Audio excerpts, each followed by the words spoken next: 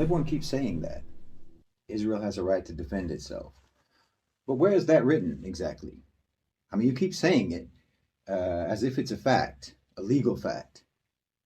But I don't know where that is. I don't know where to find that fact.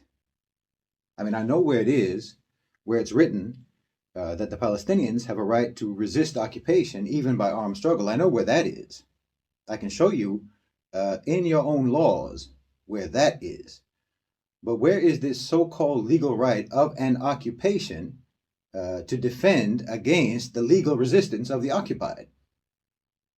Where is the right to defend occupation? That's what I want to know. And don't try to tell me that Gaza is not occupied. Israel controls the borders. They control sea access. They control the airspace. They decide how much food they can even have, how much water, whether they can have fuel, whether or not they can even turn the lights on in their own homes. Israel decides all of that. They decide whether or not they have internet access. I don't know how much more occupied you can be. It's as occupied as a concentration camp. Even when Israel tries to claim that it has the right to do what they're doing in Gaza, they cite the rules around non-international conflicts, meaning they do not consider Gaza to be a separate independent territory. It's occupied territory, and they know it. And even the arguments that they use to claim that it isn't occupied territory prove that it is.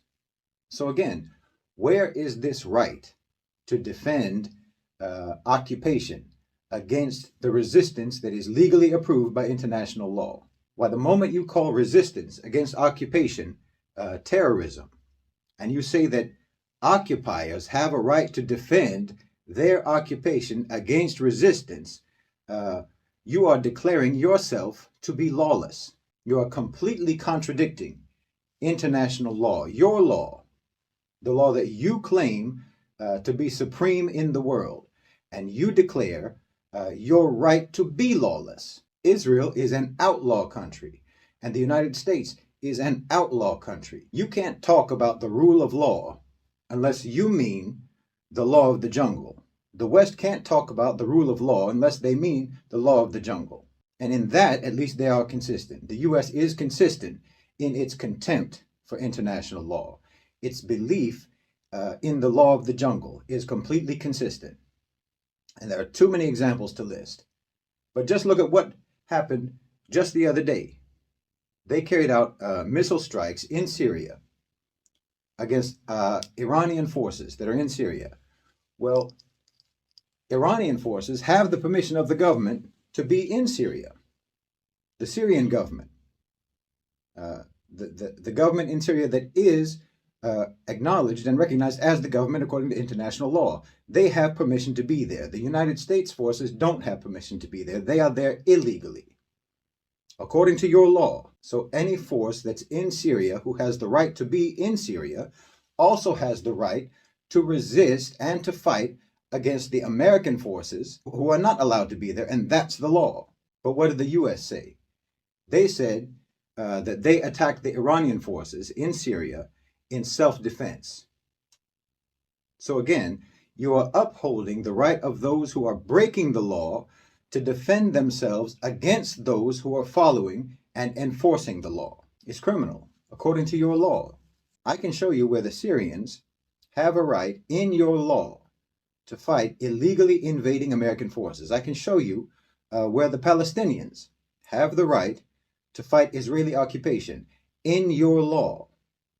So can you show me where marauding American outlaw forces and Israeli occupiers have the right to defend themselves against resistance, against legal resistance? I know it's in the law of the jungle, but that's not the law that you pretend to follow.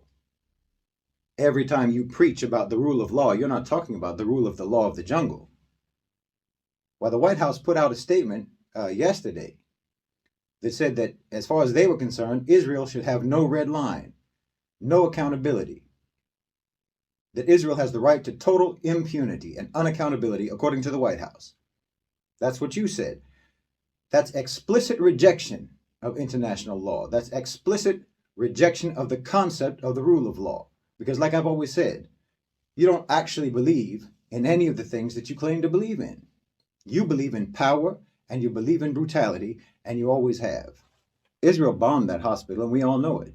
And if you were somehow in doubt about it, well, they bombed another one last night, and they've done it before. This isn't something that's new. You know, you've got American warships over there now, and you better be careful because they might just bomb one of your own ships just to blame it on Hamas. Because, yes, that's also something that they've done before. And if you don't know, look it up. The USS Liberty.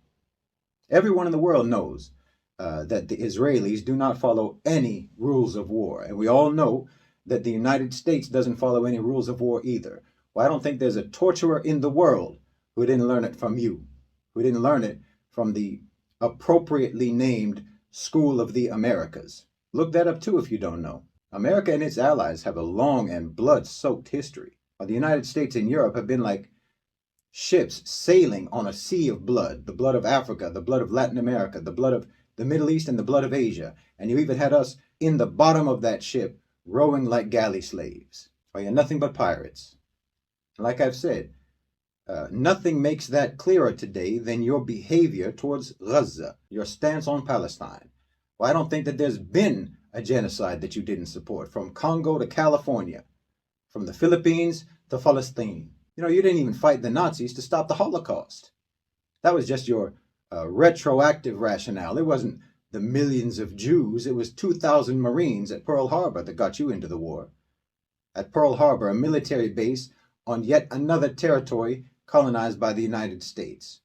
And in response to that, you carpet-bombed civilians in Germany. You murdered 80,000 innocent people in an instant in Hiroshima, and another 40,000 at Nagasaki in an instant, all in so-called self-defense. Or you make up the rules as you go. You always have.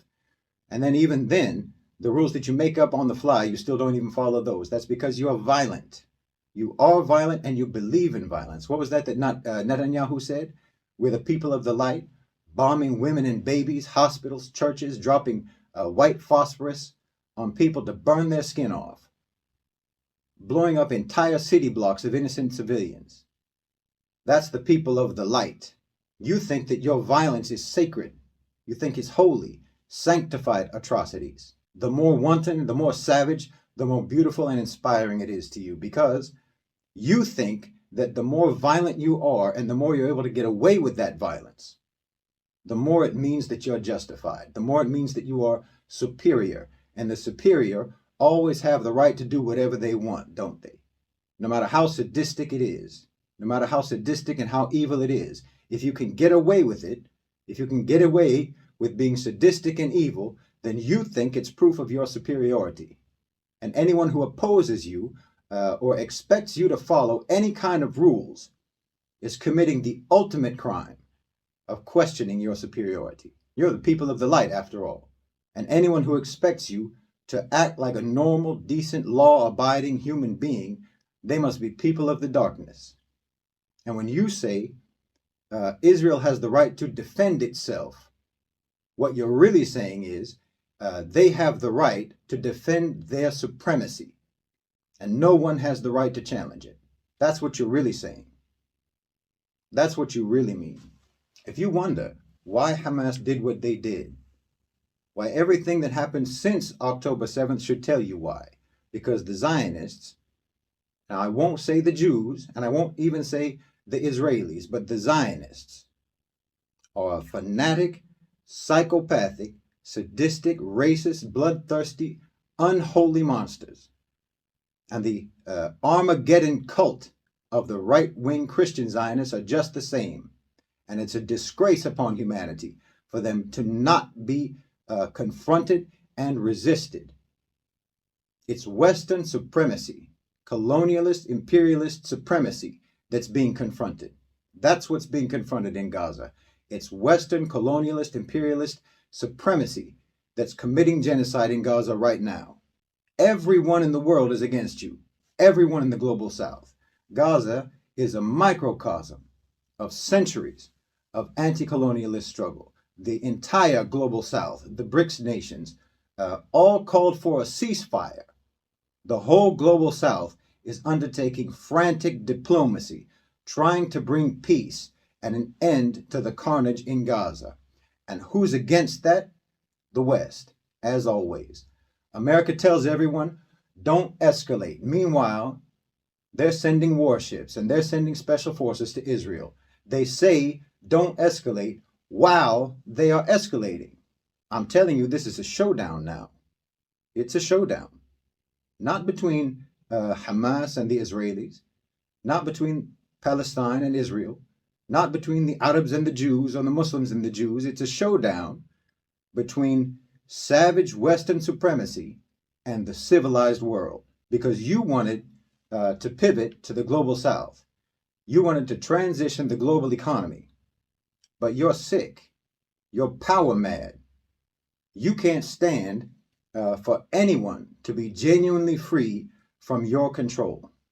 Just like, you so-called abolished slavery in America, but you still wanted to be able to put black toddlers on leashes and send them into swamps to attract alligators for you to hunt.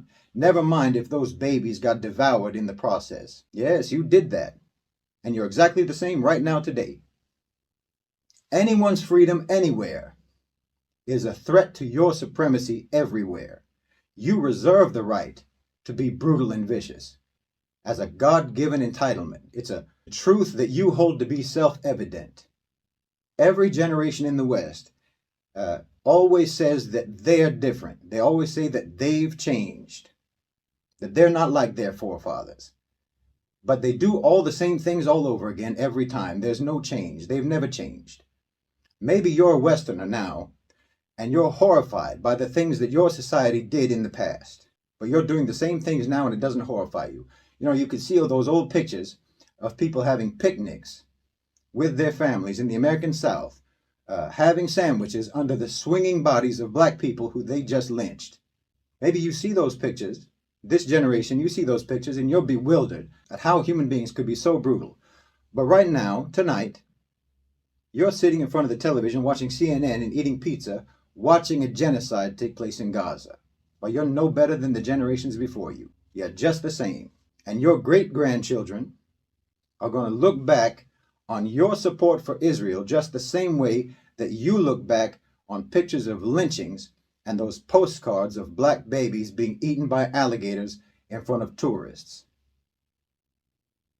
And they'll disavow you and your whole generation as evil and inhuman, just like you disavow those evil and inhuman generations before you. But just like you, they will only be disavowing the previous evil to obscure the evil that they will be doing in their generation, because you never change. But by that time, insha'Allah bi'idhnillah, your great-grandchildren's generation won't have any power.